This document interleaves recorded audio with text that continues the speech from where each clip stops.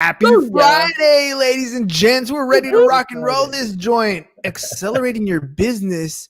How's that going to happen? Let's find out. Good. Shut up and sit down. The Business Bros Podcast was created for you.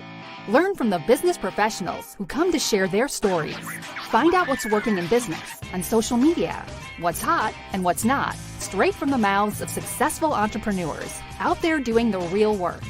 And now, welcome to another episode of Business. We got the fire going on. Yeah. In San Diego. Ham, take it away. A heat wave in San Diego. We're bringing the fire right here. All right, all you business pros. Before we jump into the show, just a quick reminder to please subscribe on whichever platform it is that you're listening to us on today. Give us a like, give us a follow, subscribe, and drop a review, and help other like-minded business owners find value from our awesome guests while we rise up in the podcast rankings. And if you want to be a guest on the show, I missed that last part, we will really appreciate it. And if you want to be a guest on the show, we'd love to have you on and learn from you as well. Go to www.businessbros.biz/podcast guest. Schedule your time slot. Don't forget to follow us on all our social media at Business Bros Pod. Ladies and gentlemen, we are so excited and so honored to bring another incredible guest on the Business Bros Pod.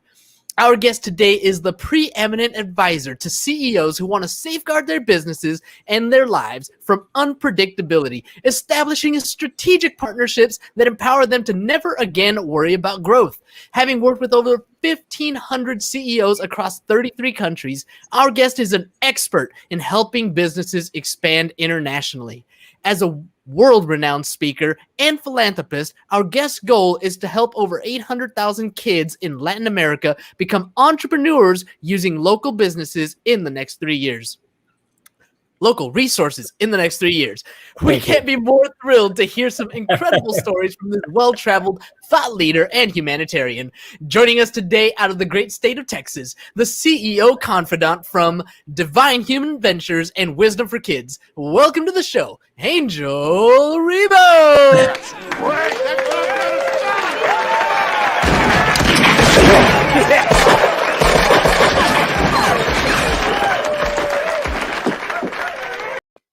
All right, Well Angel. done, well done. Thank you so much. This has been probably one of the most amazing introductions ever in my life. Thank you so much for being who you are, guys. Thank you.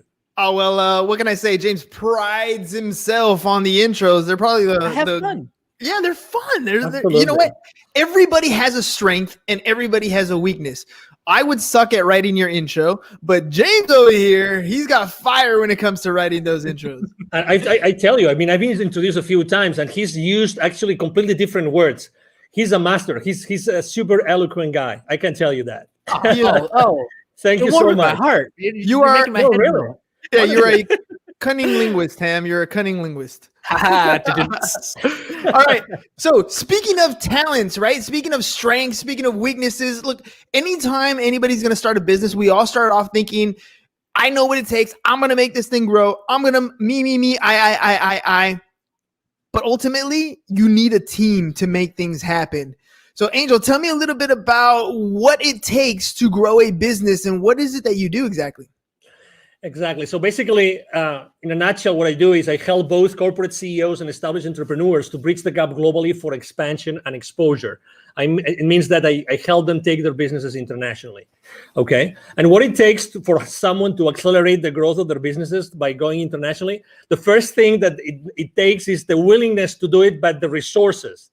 The resources. I've seen many times people wanting to go internationally, fully internationally, and they have not made their homework. They have not really taken into consideration what it takes to go internationally. Very often it happens to us entrepreneurs that if we have an offer online, we think, okay, so if we are super successful in the US, then going south of the border, we just translate our materials, our courses, whatever that is, and we're going to be successful. I hate to say no.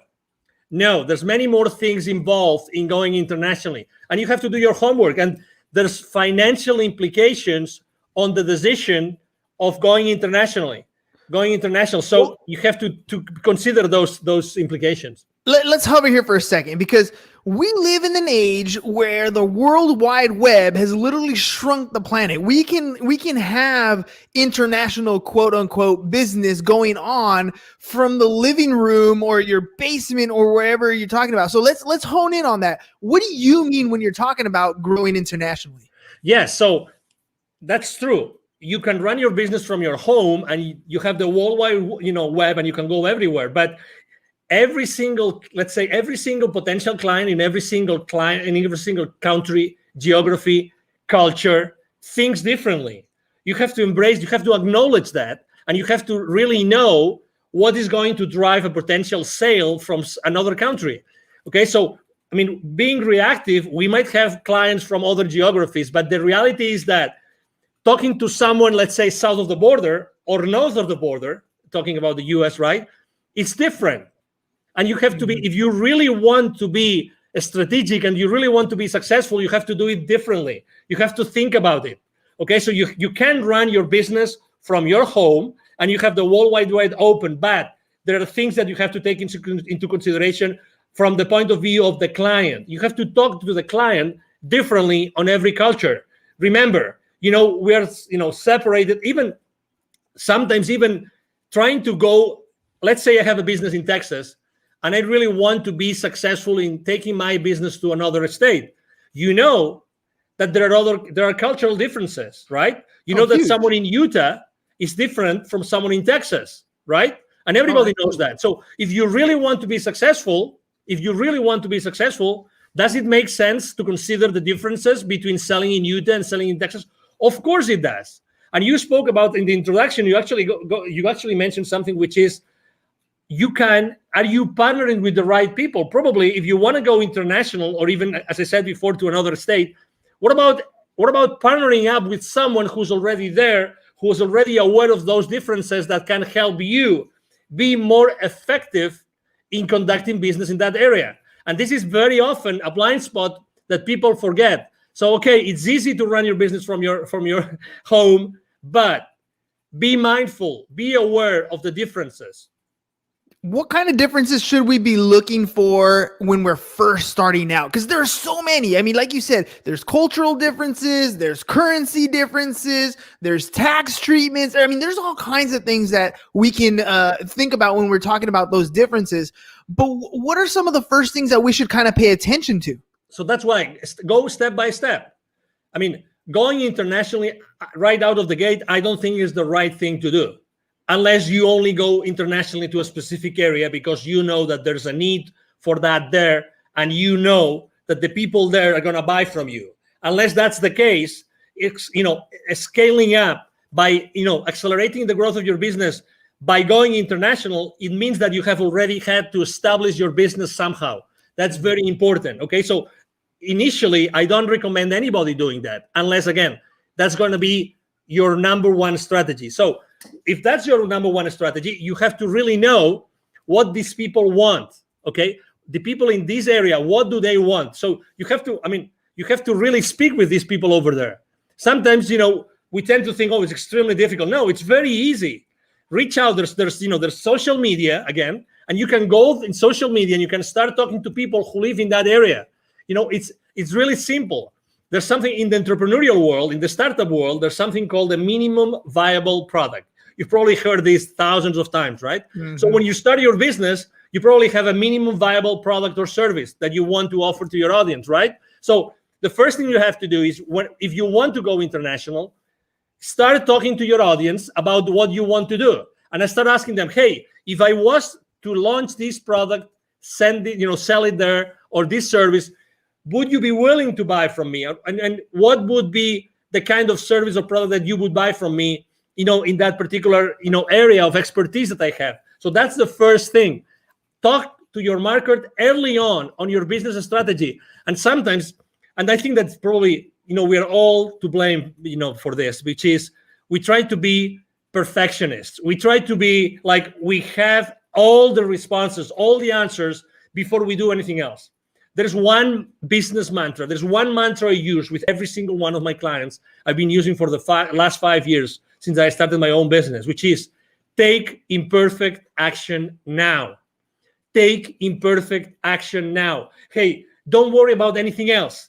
You only need yourself, and you need to start reaching out to the people in the market, in the place where you want to start selling your products or your services. That's it. Start talking to them and start making mistakes. Start making mistakes. There's no such thing as the perfect sales pitch, the perfect service, the perfect product. There's only the thing that you reach out to the potential buyers and you know what they think, and keep on making, keep on perfecting your pitch, keep on perfecting your product and your service. Really, that's the first step. Take imperfect action now. I love that. I love that because it's absolutely true. I talk about that all the time about taking action, and you have a choice. You can do it or you cannot do it. And I think the people who sit back and try to wait till it's 100% perfect are the ones who struggle. I forgot what book I read it in, but they were talking about, I think it was Mentor to Millions. And what they were saying was most successful people wait until they have about a 70% of a plan, right? After that, they put it into action because there's nothing else you can predict. At that point, you have something that's viable that'll take you in the direction that you want to go. Will it get you to the destination? Probably not. But you're moving forward and you're not stagnant and stuck in one particular situation or at worst, not taking any action, right?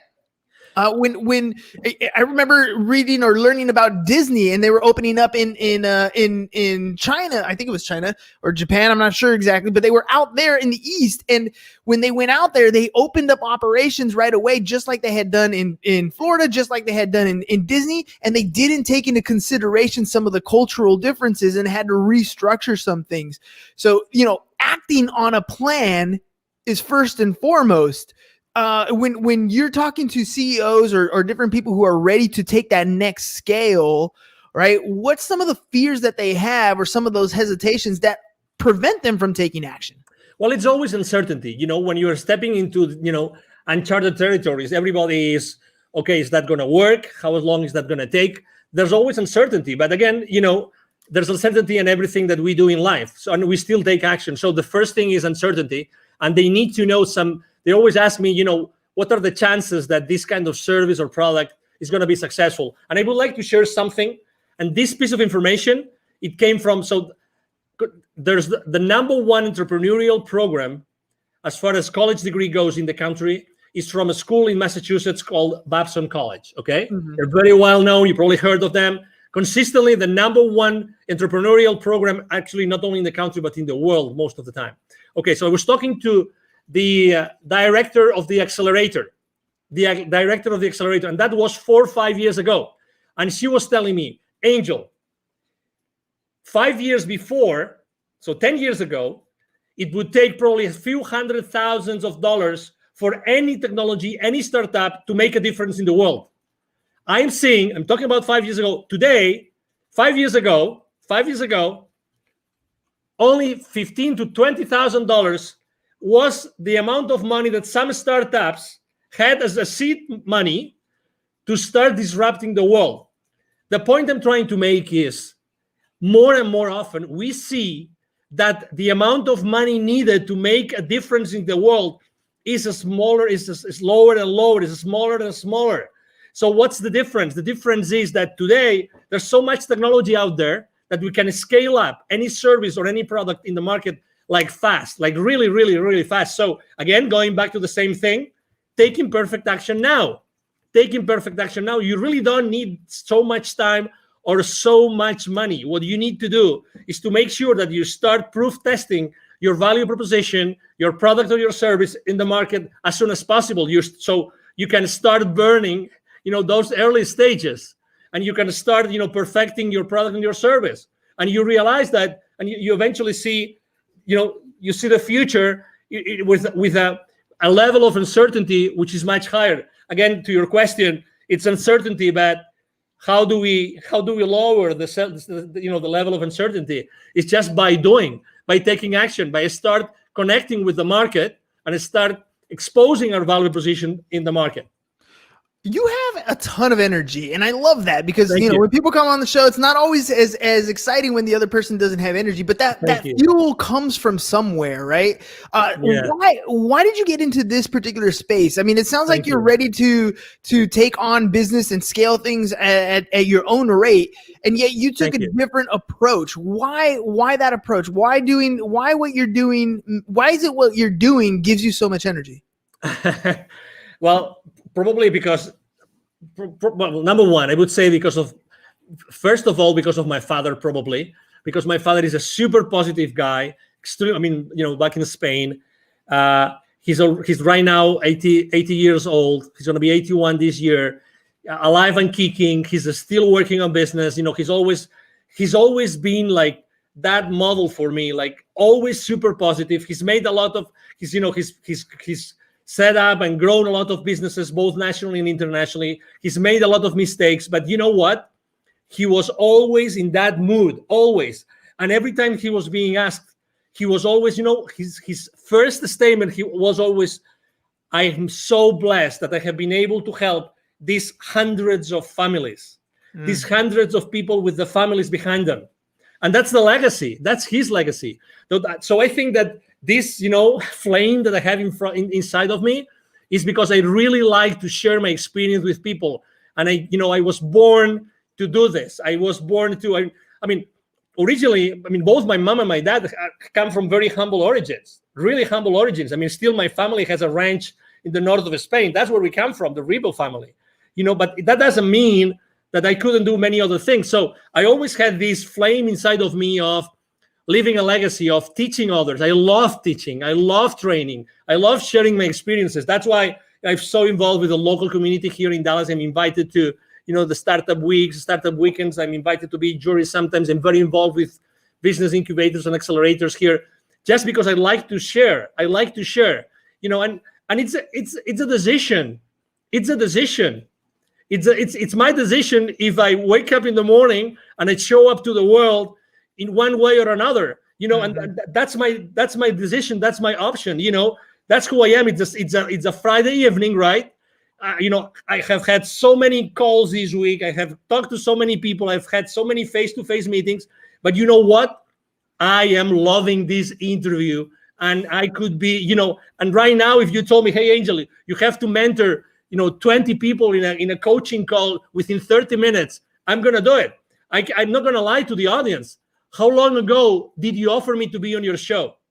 True. It was yesterday evening. So Exactly. less than 24 hours. Less than 24 hours. And I was super excited. I said, yes. You know why? Because I always say, why not?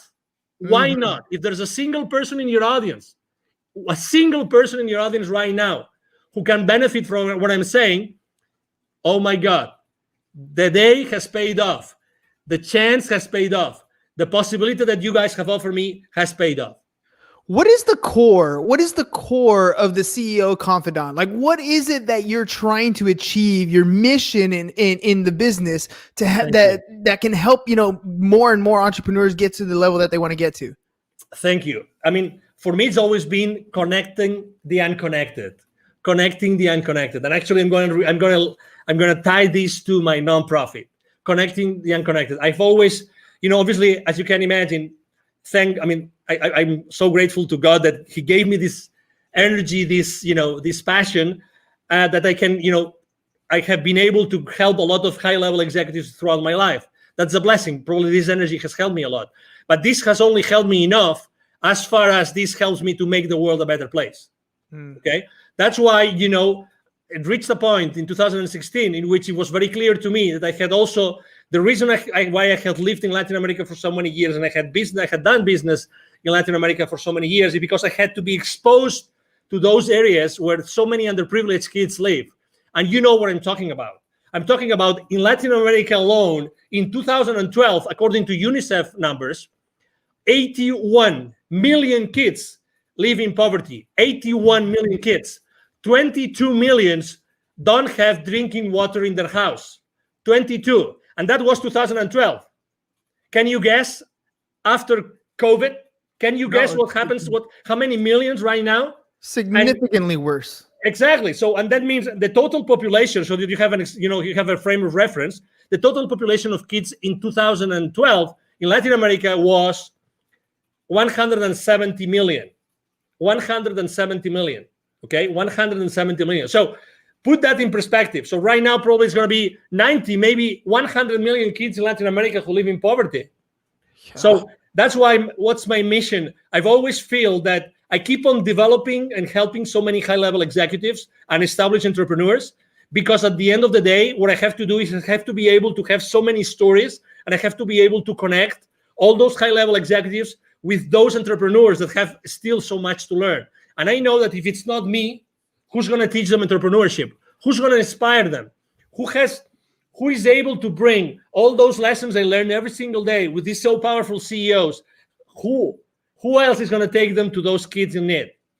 So that was my answer. Yeah, no, that's a beautiful answer, because you're absolutely right. I mean, we look at what we see in poverty just right in front of us, right? When we drive down the freeway, when we're in our local communities.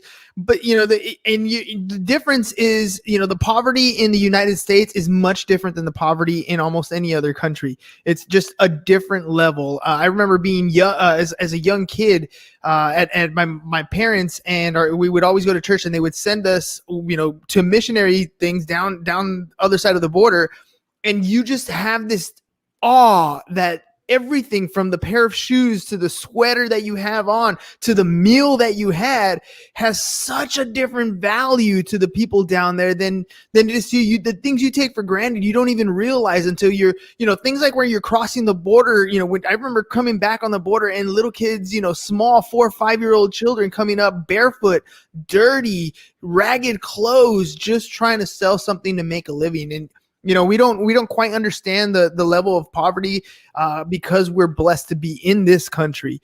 But you're absolutely right. I want to ask you about the relationships that you're building with people as you're helping a lot of these entrepreneurs grow their business, as you're helping them scale and become multi-million-dollar companies. What value do you place, and how do you utilize the relationships that you're making?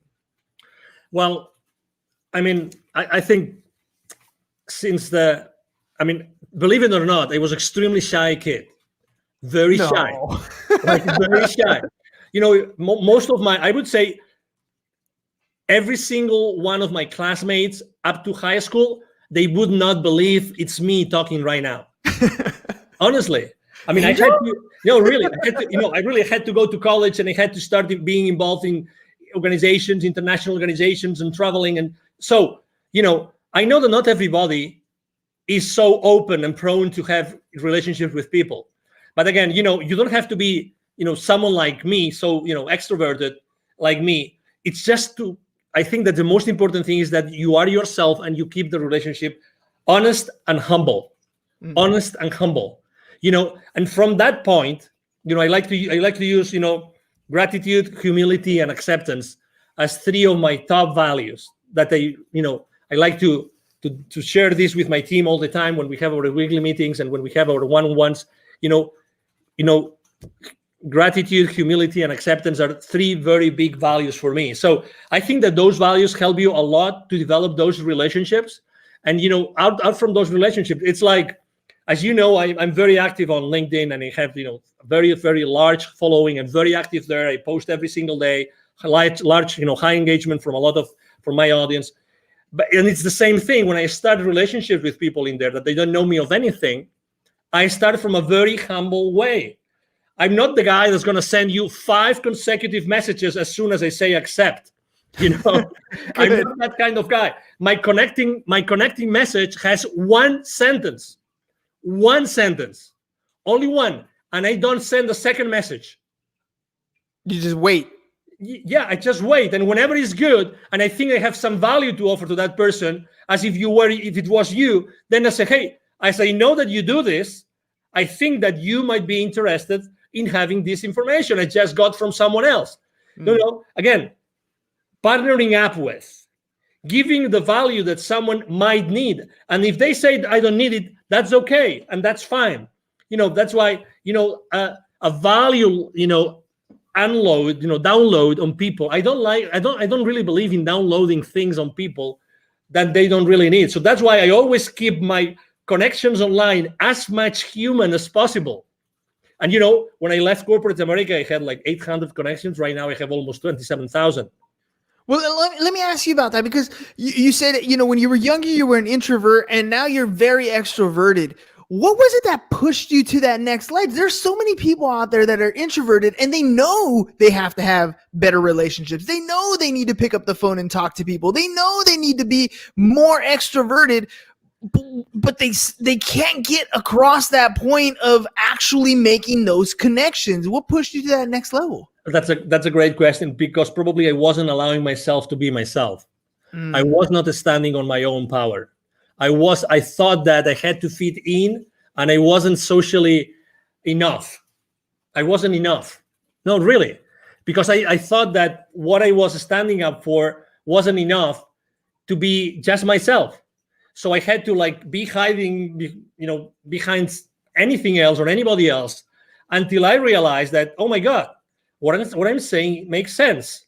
So it was a gradual process. It wasn't, it wasn't just like, oh, tomorrow I'm going to be extroverted. And so I was fascinated by something, which was, in my case, in college, because I told you I started to bloom in college, which was becoming or being the leader of an organization, but being like the leader, but the leader behind the scenes, right? Not the leader like showing up all the time. Wizard of Oz. So sometimes, so at some point, I had no option but to be in front of a lot of people. And then suddenly, everything was going well, and I was, leading that organization in my college and everything. But there were issues. So I have to tell you that realizing that not everybody is going to like me actually helped me to be stronger. I realized that it didn't have to fit in. I realized that I have to be myself and always be myself. So I had a completely 100% certain place where I could go back and pull up the rest of my life. You know what I mean? Yeah, because if you're pretending to be someone else, you don't have that place of safety. But when you're always yourself, when you're always standing on yourself, on your grounds, then you have that place of power. And I have to also tell you, I remember the most dramatic situation in my life was actually that I got married. My first marriage was in 1996, still in Spain. And I unfortunately didn't work out, and I only was married for 5 months. Oh. And I'm not gonna disclose the circumstances, but let's say it was like being backstabbed, like big time. And I got married with my college sweetheart. Oh, come on. Now you're leaving all the meat on the bone here. Now we gotta know what's going on. No, but let me tell you, I remember as if it was now. I had to drive back. When I found out what my wife was doing, and I confronted her that night, and I will never forget that night, when I confronted her that night, and she told me yes, I remember taking my car the following morning and going and driving to where my parents lived. I remember that both my mom and dad were waiting me, they were living at the 6th floor, they were waiting for me, and I started crying like a baby on my mom's arms, at my mom's arms, saying, can't believe it. I don't know. How can my life collapse? What did I do wrong? I had the car, we had an apartment together, we had all those projects together, the perfect job, we had this beautiful house in the mountains to go to ski. Everything was perfect. But suddenly, boom, so you thought. Boom, and not even 1 year, like 5 months, 6 months. I felt betrayed. You name it. I tried to save my marriage, and I immediately said, okay, let's go to a counselor. But unfortunately, the other party wasn't there. So I said, okay. So the rest of my life starts here today. Yes.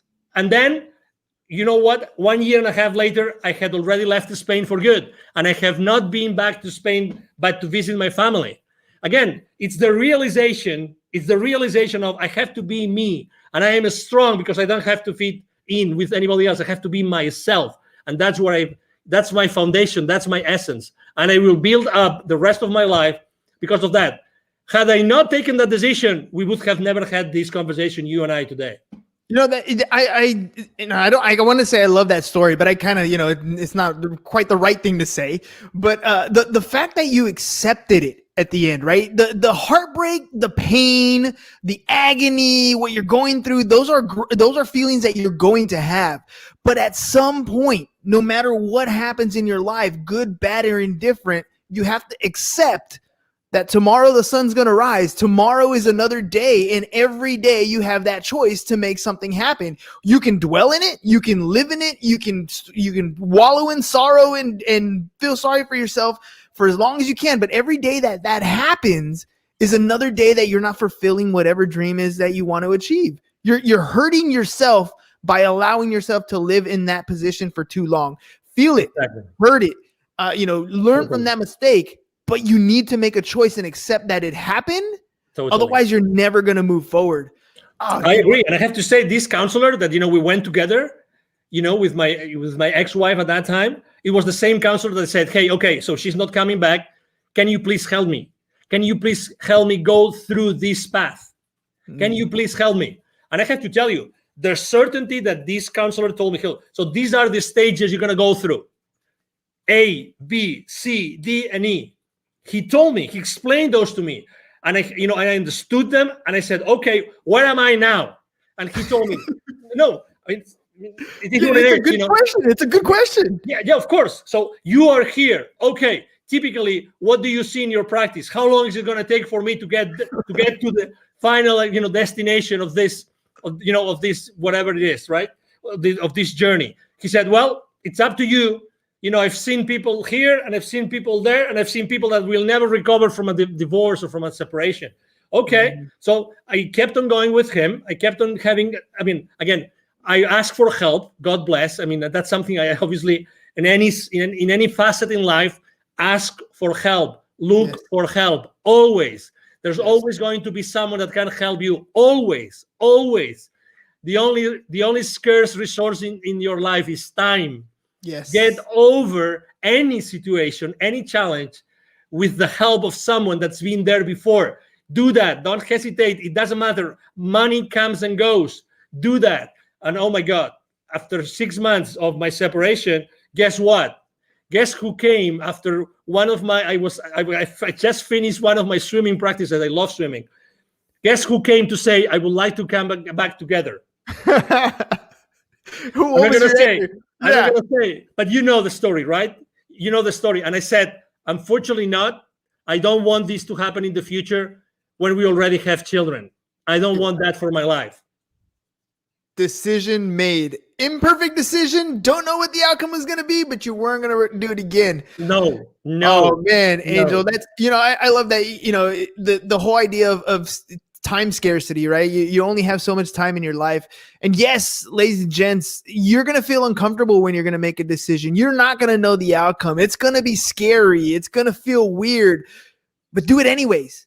Do it anyways, because there's only two types of regret that you're going to have when you're older. And one of the biggest ones, the worst ones, is when you're 98 years old and you are incapable and you're out of time to have that regret to worry about. So take the action. You might make a mistake and it's okay. There's always a way to correct, but take that action.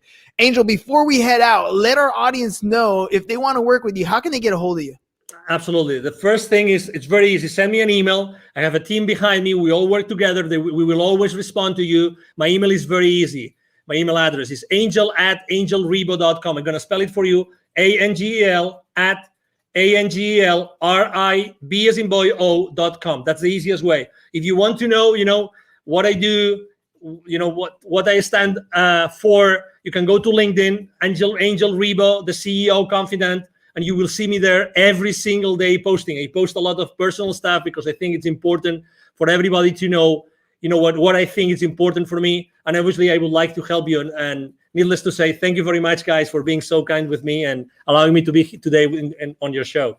Hey, man, thank you for coming on last minute. Thank you for sharing, being vulnerable. I honestly believe that some of these stories that we have in our life, some of the worst stories in our life, make the greatest connections with people. So thank you very much for sharing some of your worst times with us. I connected with you. I'm sure there's a lot of our listeners that connected with the same type of story. Thank you. All right, ladies and gents, it is Friday, but we'll be back because Monday's going to come right around the corner. So that's all we got for you guys today. Have a great and safe weekend.